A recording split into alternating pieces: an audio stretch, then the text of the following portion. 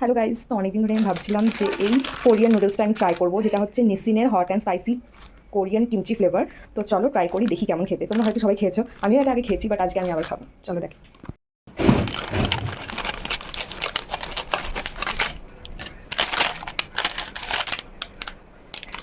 এর সঙ্গে দুটো মিক্স দিয়েছে, সিজনিং মিক্স আর সিজনিং অয়েল। তো চলো এটাকে বয়েল করি। আমি চিলি সস না, চিলি অয়েলটা দিতে আমি পুরো গ্যাসে ফেলিয়ে দিয়েছি।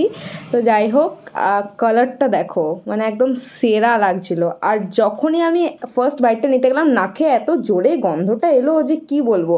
আর ফার্স্ট বাইটটা নেওয়ার পরই এত ঝাল লাগছিল কি বলবো, বাট তাও কিন্তু আমার নুডলসটা খেতে অনেক ভালোই লাগে। অনেকের পছন্দ নয় এই নুডলসটা, আমি জানি। All time Maggi is best, but তাও এইটা আমার একটা অন্যরকম ফ্লেভার, একটা অন্যরকম টেস্ট।